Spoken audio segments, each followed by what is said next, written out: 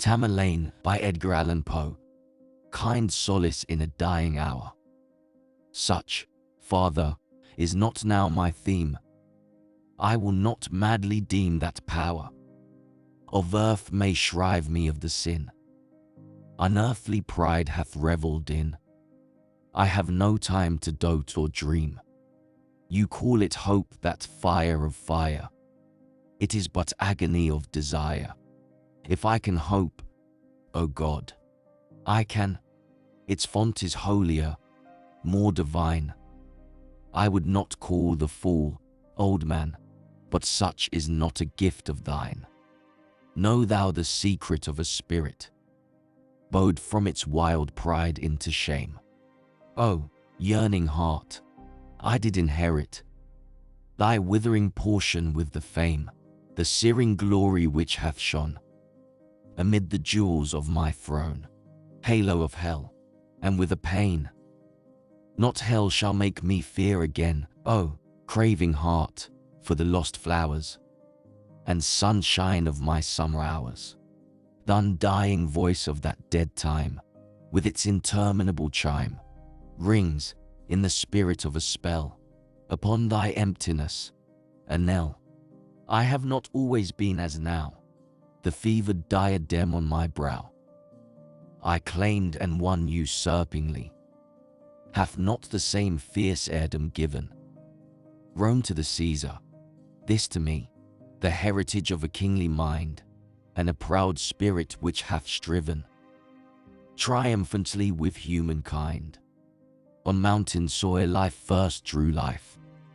The mists of the Taglay have shed nightly their dews upon my head, and, I believe, the winged strife and tumult of the headlong air have nestled in my very hair, so late from heaven that dew it fell, mid dreams of an unholy night, upon me with the touch of hell, while the red flashing of the light from clouds that hung like banners appeared to my half-closing eye.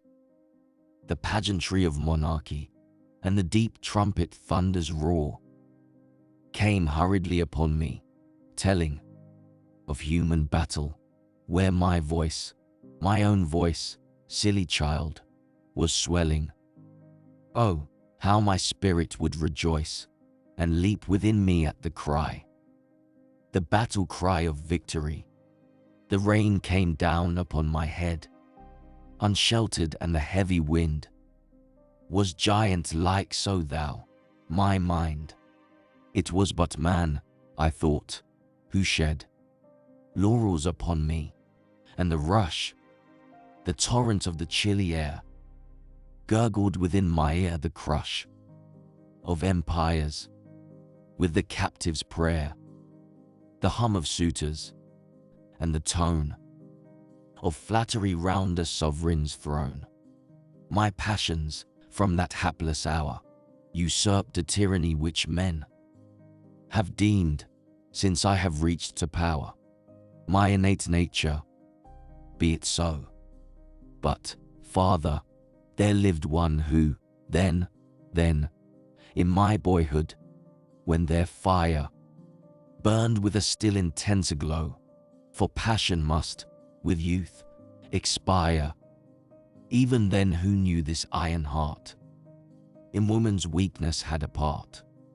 I have no words, alas, to tell the loveliness of loving well, nor would I now attempt to trace the more than beauty of a face, whose lineaments upon my mind are shadows on the unstable wind. Thus I remember having dwelt some page of early lore upon, with loitering eye, till I have felt the letters, with their meaning, melt to fantasies with none. Oh, she was worthy of all love. Love, as in infancy was mine, 'twas such as angel minds above might envy, her young heart the shrine on which my every hope and thought were incense, then a goodly gift for they were childish and upright, pure, as her young example taught. Why did I leave it, and, adrift, trust to the fire within, for light? We grew in age and love, together, roaming the forest and the wild.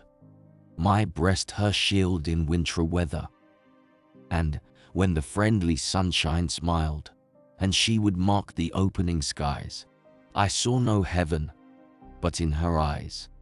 Young love's first lesson is the heart, for mid that sunshine and those smiles, when, from our little cares apart, and laughing at her girlish wiles, I'd throw me on her throbbing breast, and pour my spirit out in tears.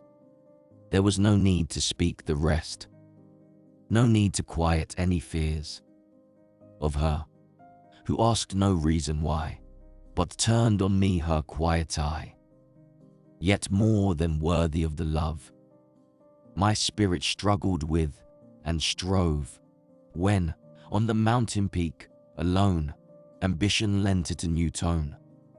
I had no being but in thee, the world, and all it did contain. In the earth, the air, the sea, its joy, its little lot of pain. That was new pleasure, the ideal, dim vanities of dreams by night, and dimmer things which were real, shadows, and a more shadowy light, parted upon their misty wings, and so, confusedly, became thine image and a name, to separate, yet most intimate things. I was ambitious, have you known? The passion, Father, you have not. A cottager, I marked a throne of half the world as all my own, and murmured at such lowly lot. But, just like any other dream, upon the vapor of the dew, my own had passed, did not the beam of beauty which did while it throw the minute, the hour, the day, oppress my mind with double loveliness. We walked together on the crown of a high mountain which looked down, afar from its proud natural towers, of rock and forest, on the hills, the dwindled hills, begirt with bowers, and shouting with 1,000 rills. I spoke to her of power and pride, but mystically, in such guise that she might deem it naught beside the moment's converse. In her eyes, I read, perhaps too carelessly, a mingled feeling with my own. The flush on her bright cheek, to me, seemed to become a queenly throne, too well that I should let it be. Light in the wilderness alone, I wrapped myself in grandeur then, and donned a visionary crown. Yet it was not that fantasy had thrown her mantle over me, but that, among the rabble men, lion ambition is chained down, and crouches to a keeper's hand. Not so in deserts where the grand, the wild, the terrible conspire, with their own breath to fan his fire. Look round the now on Samarkand. Is not she queen of earth, her pride, above all cities? In her hand, their destinies, in all beside, of glory which the world hath known. Stands she not nobly and alone, falling, her veriest stepping stone shall form the pedestal of a throne? And who her sovereign? Timur, he whom the astonished people saw, striding o'er empires haughtily, a diademed outlaw. O, human love, thou spirit given on earth of all we hope in heaven, which fall'st into the soul like rain upon the Siroc withered plain, and failing in thy power to bless, but lev'st the heart a wilderness. Ay, dear, which bindest life around with music of so strange a sound, and beauty of so wild a birth. Farewell, for I have won the earth, when hope, the eagle that towered, could see no cliff beyond him in the sky. His pinions were bent droopingly, and homeward turned his softened eye. 'Twas sunset, when the sun will part. There comes a sullenness of heart to him who still would look upon the glory of the summer sun. That soul will hate the evening mist, so often lovely, and will list to the sound of the coming darkness known to those whose spirits hearken as one, who, in a dream of night, would fly, but cannot from a danger nigh. What though the moon, the white moon, shed all the splendor of her noon?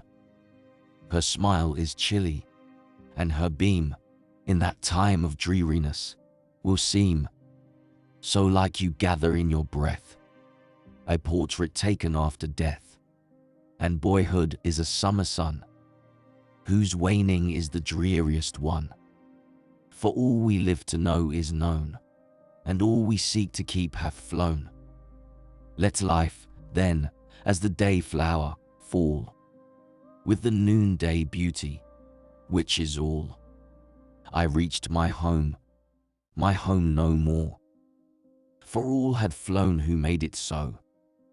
I passed from out its mossy door, and, though my tread was soft and low, a voice came from the threshold stone of one whom I had earlier known. Oh, I defy thee, hell, to show on beds of fire that burn below a humbler heart, a deeper one. Father, I firmly do believe, I know, for death, who comes for me from regions of the blessed afar, where there is nothing to deceive, hath left his iron gate ajar, and rays of truth you cannot see are flashing through eternity. I do believe that a bliss hath a snare in every human path. Else how, when in the holy grove I wandered of the idol, love, who daily scents his snowy wings with incense of burnt offerings from the most unpolluted things, whose pleasant bowers are yet so riven above with trellised strays from heaven, no mote may shun, no tiniest fly, the lightening of his eagle eye.